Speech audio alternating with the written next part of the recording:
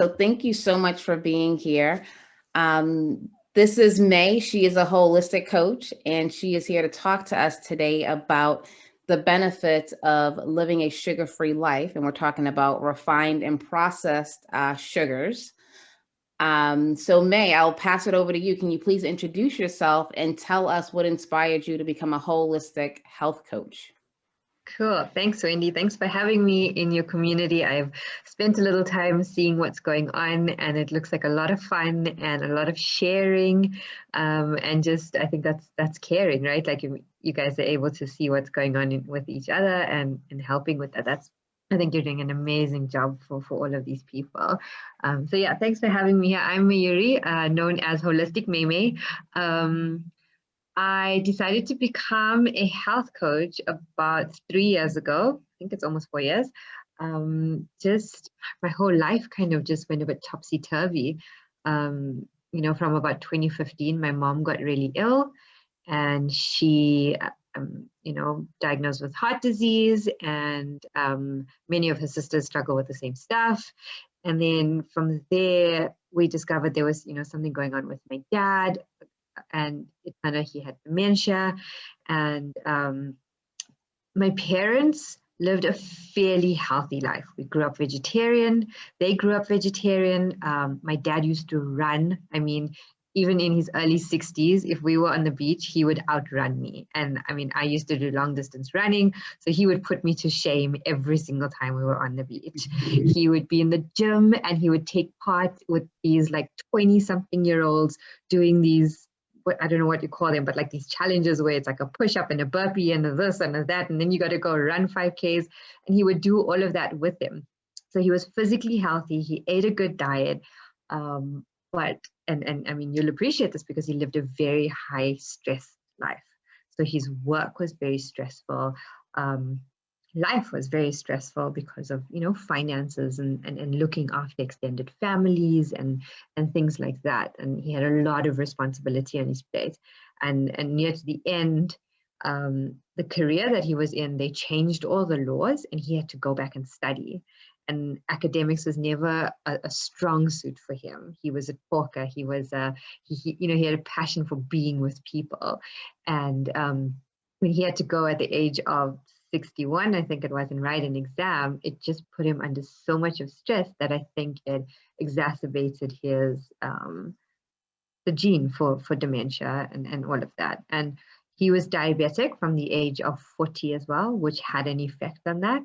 And I think he had that rebel personality, and ever since he was diagnosed with diabetes, he would, when his blood sugar would drop, it was like kind of this, okay, I'll just have a quick cool drink or a Coke, something like that, and just keep me going. And the more and more I thought about what did he do wrong to lead him to where he is now. I mean, he's no longer with us, but when he was diagnosed with dementia, I kept questioning, and especially my mom's sickness. And that just took me into this whole world of Google mayhem. And I learned so much about it. And I had actually diagnosed him with dementia before the doctors confirmed it, just from my own research. And we didn't know what was going on with him for about 2 to 3 years. And I was like, it's dementia, and this is why. And I pinned it down to sugar. And I was dealing with brain fog and dealing with fatigue and dealing with candida and dealing with, all these kind of issues. And the more I was researching, the more I was realizing the impact of sugar and stress on our bodies and the long-term impact. And that's when I was in the design field, and I just decided I was done. I needed to change my career because I was spending all my time researching all the stuff and not getting my work done. And I was running my own business, and that sort of fell apart because I was taking care of my parents and researching and not doing my work. And that's when I came across IIN, which is the Institute for Integrative Nutrition. And my whole life changed. I remember just being 6 months into the program, and my husband actually said to me, even if you don't make a career out of this, it's done its job, because I was changing in just 6 months. I was changing. My mindset had changed. my energy for the food that I was putting into my body, as much as that had already changed so much just by being in this program, the amount of personal work that I was doing, because if you're not in alignment with what you're going to be teaching, why are you teaching it, right? So I slowly started making these steps and making these changes, and it was just amazing to me. And yeah, so that's a very long story, but it's kind of the only way to explain how I got to being a holistic health coach. And my focus since then has purely been sugar with a touch on anxiety, because I suffer with anxiety. I was diagnosed with PTSD and mild depression for a while, and anxiety has kind of been there all the time. And that sugar anxiety, it's just a vicious cycle. They feed each other, and learning to manage the two is basically what I do for my clients, teaching them how to manage the two of them together. No, thank you for that. That's a very comprehensive answer, and it speaks to why you do what you do. So I love it. So what impact does sugar really have on our body? So, we talk about stress, and anytime I think about stress, I just think about the imbalance. It's an imbalance of whatever's going on in your life and really your perception. But sugar, you consume that. And what type of stress or imbalance does it cause on your body that may lead to mental or physical illness? Okay, so that's a really good question, and there's so much that I wouldn't even know where to start with answering that question, right? The mental, the damage that sugar does on our brain. I mean, there's still so much research that's going on, but the first damage that it does is on our gut. Okay, it creates an imbalance in our gut. It increases the bad bacteria. It creates an imbalance in our microbiome, which all affects the functioning of our brain, right? Because the two, I mean, now there's a lot of research out there that links the gut to the brain. I hope I'm answering your question correctly here. Oh, yes, definitely, definitely. It weakens. It basically first it weakens our immune system, okay, which is setting us up to so much, especially now with COVID. That's something that we don't want, but it weakens our body's ability to respond to stress. And then I'm talking about stress particularly because I know that that's your focus, right? What it actually does is it suppresses a part in our brain that controls our response to stress. Yeah, and I think that's so important because when we're stressed, we crave sugar, right? A lot of us eat sweets. We want to drink, sugary drinks, and the more sugar you consume, the more you crave it. So, so I think that that's very interesting. Sugar and stress hand in hand sounds like it's a no-no, right? Just in terms of our health. Most definitely. Stress itself, suppresses your immune system, comes with a whole bunch of effects on your health, such as high blood pressure, diabetes. So yes, anxiety, depression, all of that stuff. So it sounds like heart disease. Yeah. Obesity. Yeah. So I think a question that, many people are probably thinking is, does our body process, we hear brown sugar, white sugar, artificial sugar, agave, all of these sugar substitutes. Yeah. Does our body process it? Coconut sugar. Yeah. Right. Yeah. Do we process it the same? Is there, some sugar that we shouldn't have, some sugar that we should have, natural sugar? Talk to us a little bit about that. Okay. So our brown sugar, our artificial sugar, our white sugar is all basically processed the exact same way in our bodies. Okay. I actually did a video recently on what's the deal about coconut sugar anyways. And because all of these, there's so many new recipes out there that are like, it's sugar-free, and then it's got 2 tablespoons of coconut sugar in it, right? And it's actually no different to your body. It's going to give you that spike. Coconut sugar it's a natural sugar, so it's got a lot of good benefits to it rather than just having your normal table sugar, which is processed.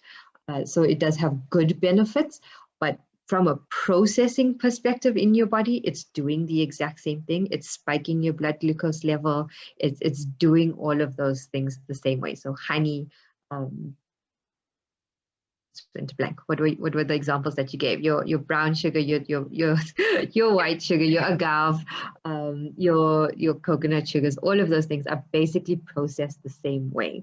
What is processed differently is a pure natural thing. An apple, a banana, those kind of things is what's processed differently in our bodies. We don't get that immediate spike in our blood glucose level. But other than that, everything is processed the same way.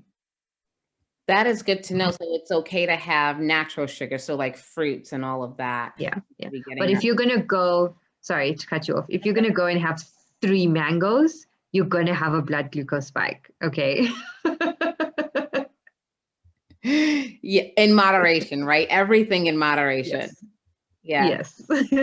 So is there a recommended amount of sugar that someone should consume on a daily basis, whether it's refined or processed sugar? Because, it is a lifestyle, but is there, there's a recommended amount of salt, right, that someone should have? Does the same thing fall true for sugar? Yes, definitely. It works out to about 6 teaspoons of sugar for females and 9 teaspoons of sugar for males. I don't know why they get so lucky. They've just got a different processing unit going on in their body that allows them those 3 extra teaspoons. But to just give you an example of what would fall under this. So a can of Coke is equivalent to 9.75 teaspoons of sugar. And that is the daily requirement for a male. For a female, it is 6 teaspoons of sugar. Wow. So how many cans of Coke are you having in a day? And, your packaged juices, all of that, probably have about 5 teaspoons of sugar in them. Those little box juices, or, there's so many different brands out there. They have between 5 and 10 teaspoons of sugar in them. A full bowl of Kellogg's All Bran cereal is 11 teaspoons of sugar. Oh, I did not know that. Yeah. So cereal is a definite no-no. Try and move your breakfast over to oats or something whole grain that you can make yourself in the kitchen. But all these things are definitely way over. I think the latest research says that the average amount of sugar that the average person is having is between 22 and 35 teaspoons of sugar a day. Wow, that is amazing. Yeah. I never even heard of coconut sugar. This is my first time hearing about coconut sugar. Okay. What should we be looking for when we look on the nutritional labels, right? So I know, like for me, I look at sugar, right? Is it 2 grams, 1 gram? So what should we be looking for if we're really trying to eliminate sugar from our diet? Okay, so I love that we look at the nutritional labels. And I think one of the members in your group posted that picture. I tried to Google it, but I couldn't get the ingredients as such online. The nutritional label is great to understand the amount of sugar and carbohydrates and all of that in it. However, they're counting your natural sugars and all of that as well, right? So you could put a nutritional label on an actual mango and it would be pretty high in sugar, okay? But what for me is more important is just the ingredients list at the back, okay? That is more valuable than the nutritional information, that little breakdown of your carbohydrates, of sugar and whatever. The ingredients are more important because that's where you find all the hidden sugars. Okay, and it's really hard. This lifestyle that we live, this world that we live in, it's full of sugar. Okay, and convenience unfortunately trumps a lot of the healthy decisions that we want to be making. And so that's why if we can learn to read our ingredients label a bit better, it will help us to choose the good sugars. So we want to look for, I think if it's got a coconut sugar, it's probably better because it doesn't have, or it's got less of your dextrose and maltodextrins and molasses and all of those kind of your high fructose corn syrup or just corn syrup or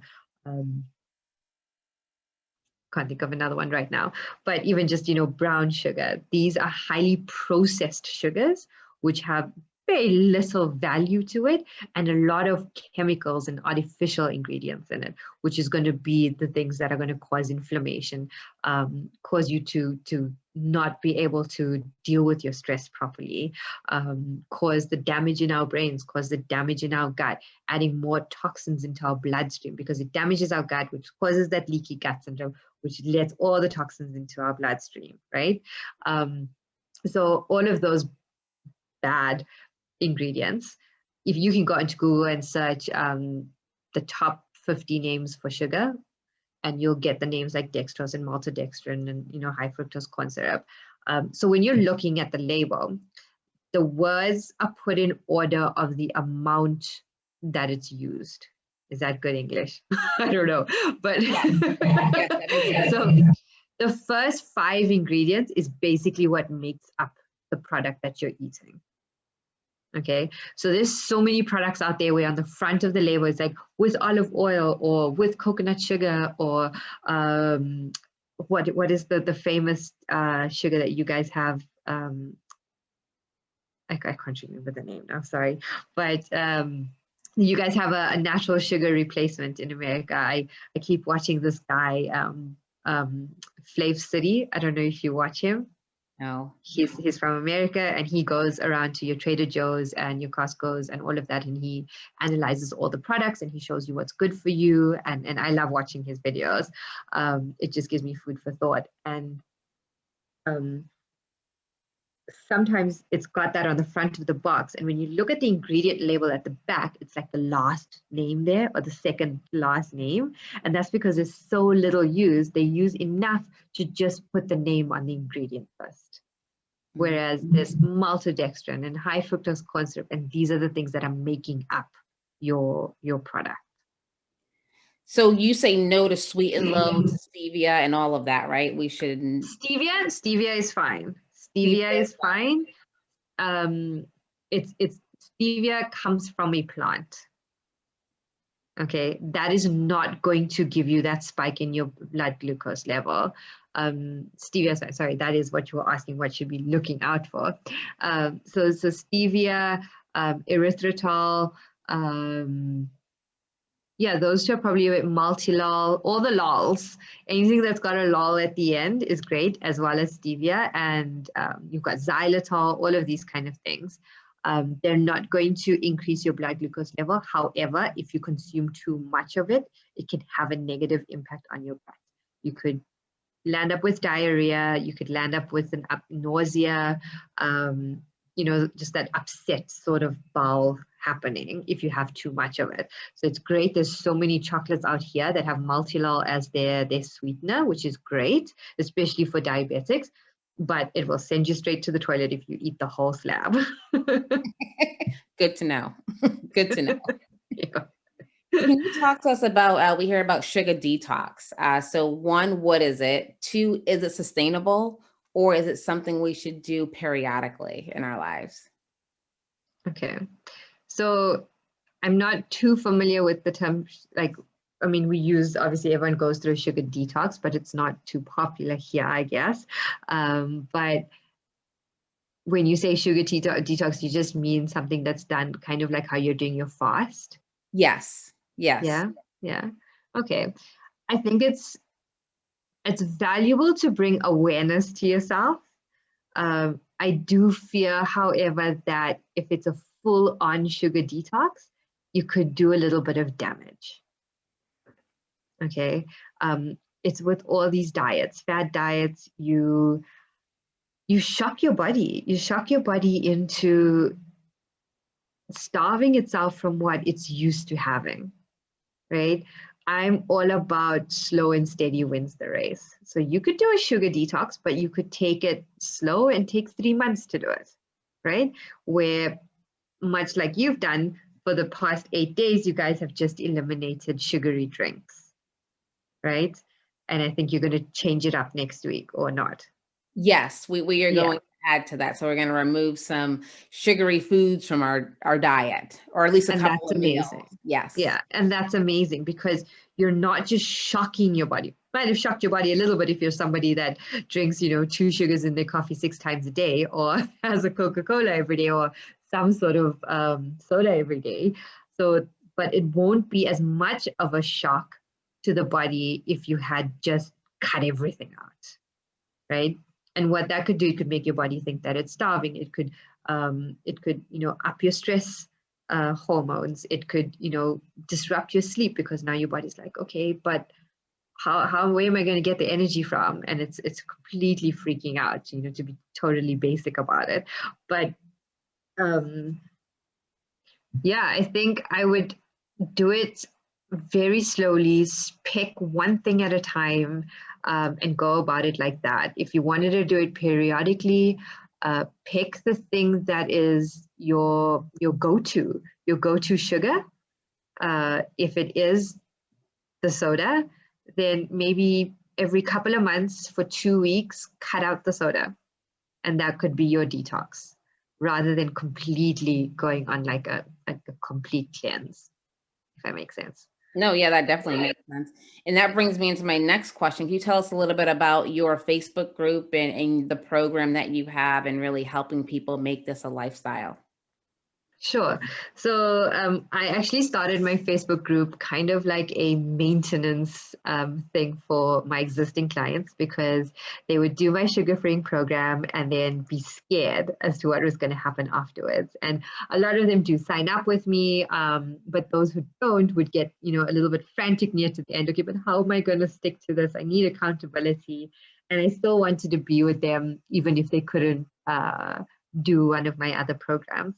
And then I just decided, let's just open it to everybody. And my Facebook group is basically where I share tips on, ways to keep that way of slowly sugar freeing, because you're never going to just, my sugar freeing program is a 6-week program. You're never just going to free yourself from sugar in 6 weeks, right? That is just completely impossible and absurd to think. But it's about shifting the mindset, shifting why you need to move away from sugar. And I think that's actually one of the most important things.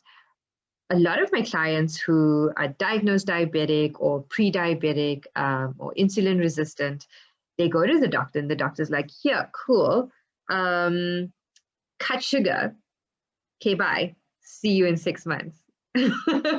And to do that is a scary thing, and you wouldn't even know where to start. And even if you did start, it would land up being this detox. And after 2 weeks, and you've got these massive headaches and rashes coming up because your body is detoxing, you're going to freak out and you'll be like, I can't do this. And you just stop. And then you don't even know what products to look at. And so that's what basically my 6-week program is about teaching you about the products out there, teaching you what your body needs, and most importantly, understanding why you are craving that sugar. What is the stress that is taking you to the sugar to find that comfort? Why do you need that comfort?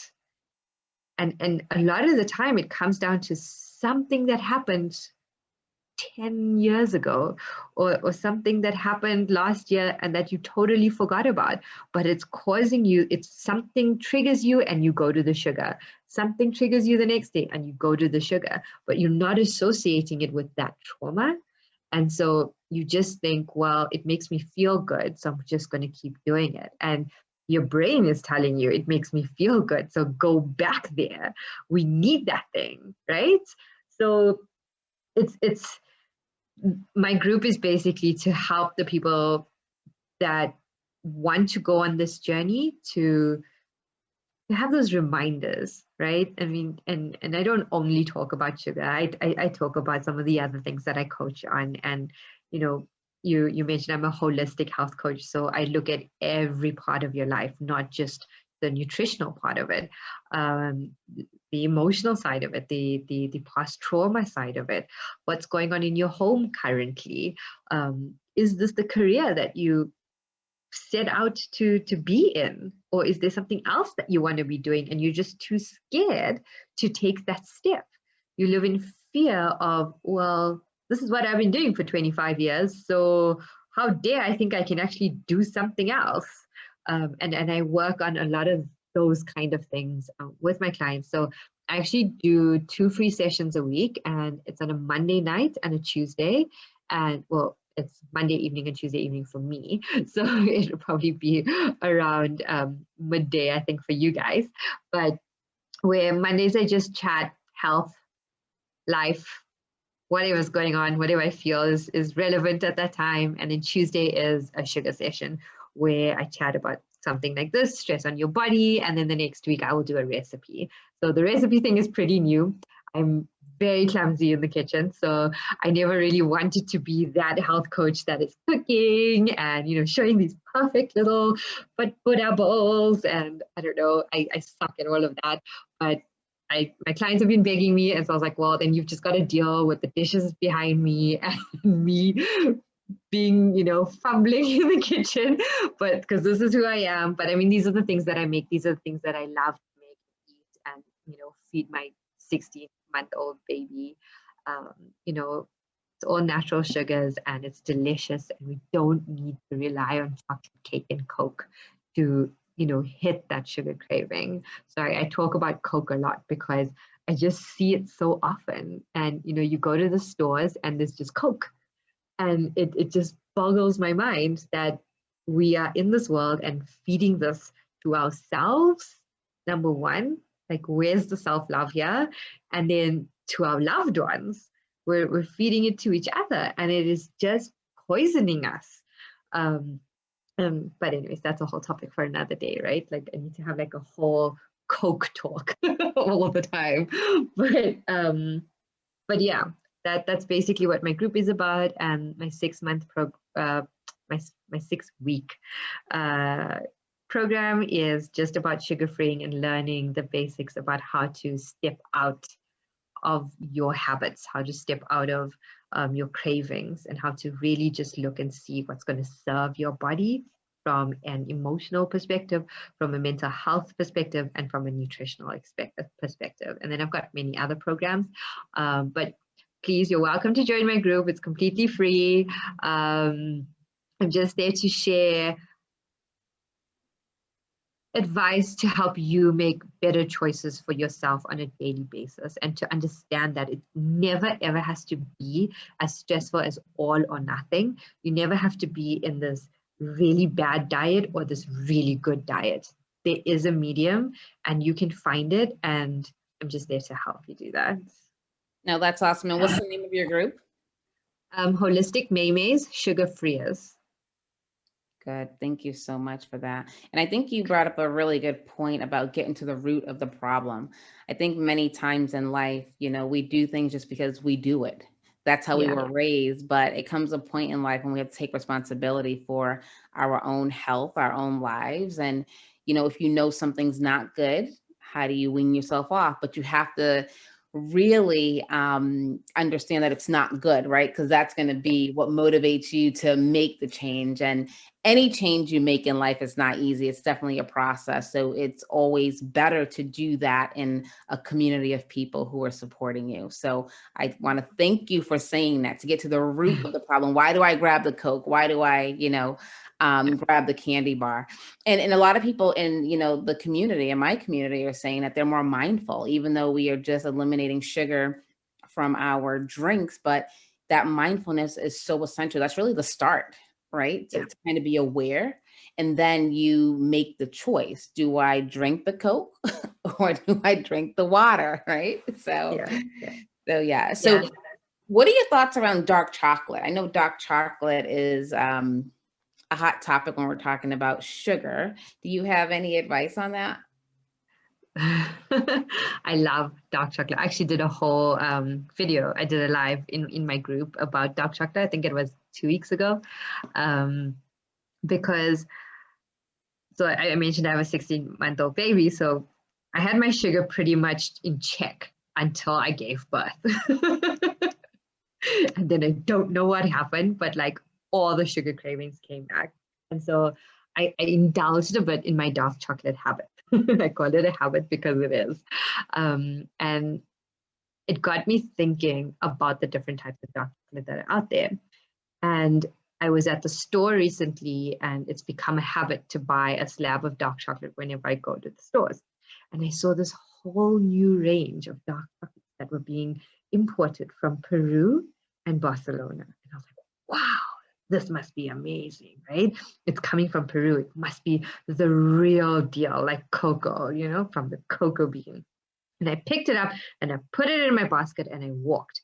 And that was so unlike me. Whenever I pick up a new product, my instinct is to read the label, right?